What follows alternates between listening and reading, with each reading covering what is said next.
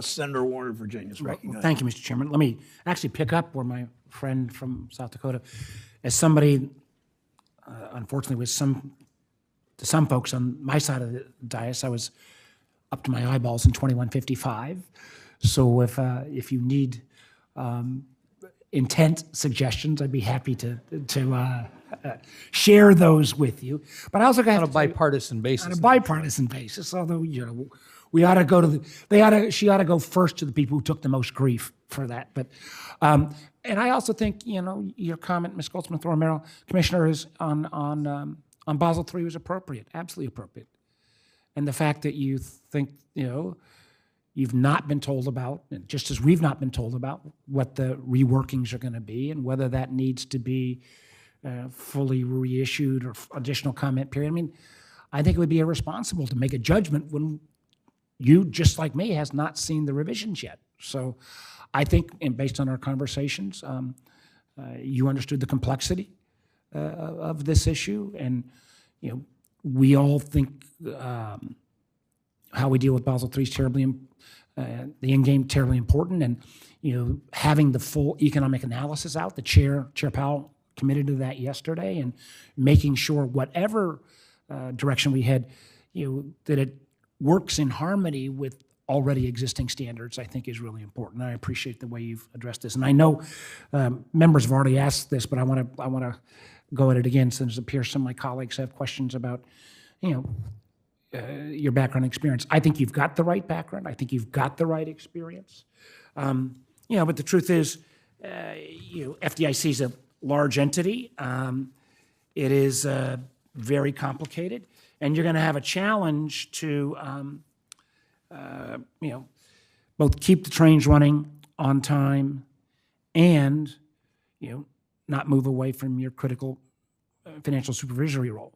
So can you give us a little bit of outline, recognizing you're not there yet, but can we look at 30-day metrics, 60-day metrics, 90-day, what are the things that we could see from you, particularly on the culture change, that I hope you're going to be confirmed, that we could look back and say, well, did she do what she said as she came into this role?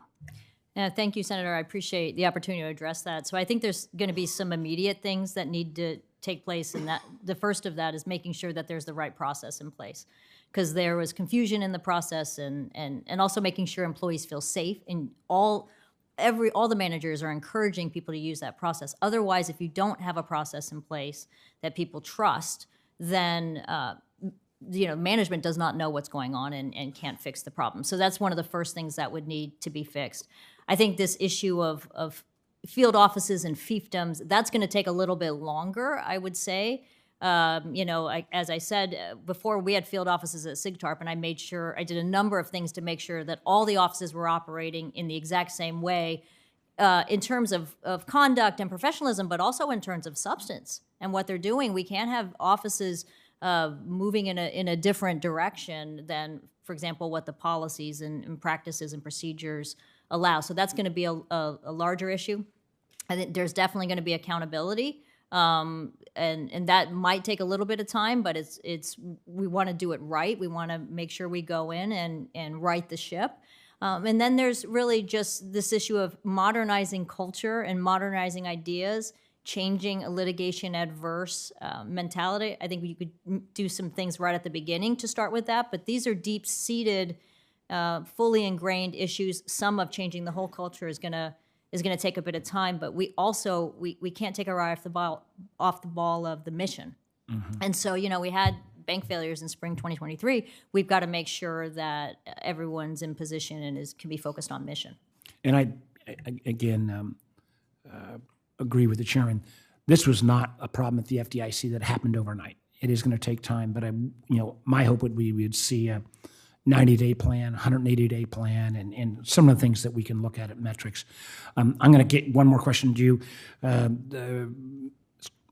Commissioner, but I do want to say to Ms. Crenshaw, for the record, I'd love to both compliment what, frankly, Jay Clayton started on human capital disclosure, and I know you've been active on that as well, and want to make sure we continue that good work. And an issue that my colleagues have heard me come back to repeatedly is better utilization of the discount window. Chair Powell in the House yesterday was saying, the fact that they sometimes publish folks ends up creating that stigma.